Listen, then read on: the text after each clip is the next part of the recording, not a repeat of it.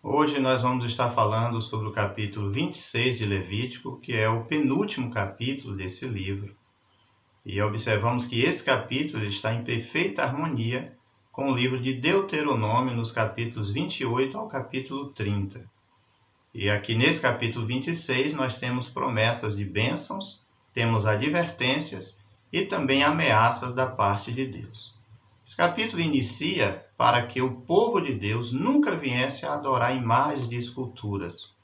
Isso é uma repetição do segundo mandamento, e nós sabemos que esse é um pecado que provoca a Deus em todos os tempos, que é a idolatria. E vemos que ainda hoje o homem insiste em buscar outros meios de adoração contrários ao verdadeiro Deus. E observamos também que no decorrer do tempo, esse foi o pecado que mais trouxe males para o próprio povo de Israel. A partir do versículo 3, nós observamos que se o povo vivesse em obediência, seria um povo feliz e abençoado por Deus. E aqui queremos destacar algumas promessas de Deus. Temos ali a promessa de chuvas, que viria na medida certa sobre a terra, isso para que a produção sempre fosse abundante. Além disso, temos também a segurança. Deus falou que eles habitariam em paz, sem medo dos inimigos. E o Senhor disse também a respeito da sua presença. Ele falou: andarei no meio de vós. A mão do Senhor estaria com eles de tal maneira que 5 israelitas venceriam 100 homens. E 100 israelitas seriam capazes também de vencer a 10.000 homens dos seus inimigos. Pois para com o Senhor nosso Deus, nenhum impedimento há para livrar com muitos ou com poucos. Versículo 11 e 12, o Senhor fala: porei o meu tabernáculo no meio de vós. Era a real presença de Deus que estaria ali, mas isso se Israel estivesse em conformidade com a vontade de Deus. Aqui nós vimos a chuva, frutos em abundância e a presença de Deus. E no Novo Testamento isso corresponde também. A chuva corresponde às bênçãos espirituais que nós alcançamos em Cristo.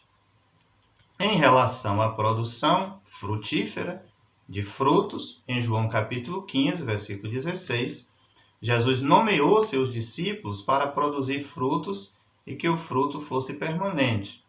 E sobre a presença de Deus, Mateus 28, Jesus disse: eis que estou convosco todos os dias, até a consumação dos séculos. A partir do versículo 14 ao 39, agora a situação muda. Nós temos as ameaças de Deus, caso o povo não praticasse as leis do Senhor. E dentre essas ameaças, nós temos aqui listado algumas coisas, como por exemplo enfermidades, haveria também pestes, e o Senhor diz que ao invés de fartura, a escassez seria tão sentida naqueles dias, que um só forno seria suficiente para 10 mulheres assarem os seus pães. O Senhor diz também que o medo e o pavor fariam com que os israelitas fugissem dos seus inimigos. E eles ficariam tão amedrontados que até mesmo o barulho de uma folha seca, eles fugiriam como se fosse da guerra, como se fosse da espada. E também o Senhor diz que eles seriam espalhados pelas nações. E quando fala a respeito de ser espalhado pelas nações, observamos que nesse ponto se cumpriu literalmente, pois séculos mais tarde o povo irritou tanto ao Senhor em relação à idolatria que foram levados ao cativeiro babilônico e assim foram espalhados pelas nações. Outro ponto importante está no versículo 19, quando o Senhor diz: porque quebrantarei a soberba da vossa força e farei que os vossos céus sejam como ferro e a vossa terra como cobre.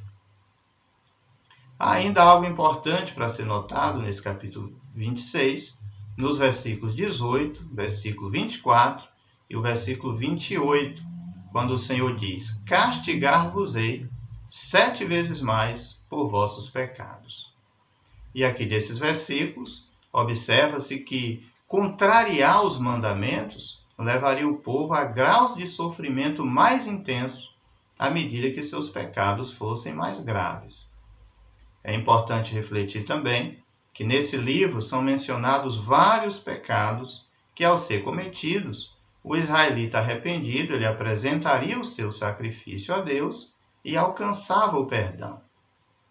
Mas aqui trata de um desprezo total às leis de Deus, ao ponto de o povo ficar enfadado de Deus e invalidando assim o conserto do Senhor.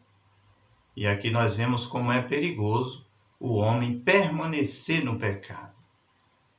No Novo Testamento, nós vemos que o apóstolo João, ele diz: filhinhos, não pequeis. E se pecar, temos um advogado para com o Pai, Jesus Cristo, o justo. Mas convém lembrar também que quando o homem ele se torna um pecador penitente, se avalia autossuficiente, ou seja, ele não depende de Deus, e ele perde totalmente o prazer em Deus, ele corre um sério risco de, assim como a igreja de Laodiceia, esse homem se tornar morno, e aí poderá receber uma dura sentença, conforme também foi proferido pelo Senhor Jesus, quando disse: assim porque és morno, vomitar-te-ei da minha boca. Finalizando o capítulo, a partir do versículo 40, diz que quando o povo confessasse as suas iniquidades e se humilhassem diante de Deus, reconhecendo que a punição foi devida a seus pecados, então Deus se lembraria do concerto que fez com Abraão, Isaque e Jacó. Finalizando aqui esse capítulo, nós podemos observar que permanece para nós a mesma mensagem de 2 Crônicas, capítulo 7, e o versículo de número 14. E se o meu povo, que se chama pelo meu nome, se humilhar e orar e buscar a minha face, e se converter dos seus maus caminhos, então eu ouvirei dos céus, perdoarei os seus pecados e sararei a sua terra. Pense nisso e que a paz do Senhor Jesus Cristo permaneça sobre a sua vida e que Deus abençoe.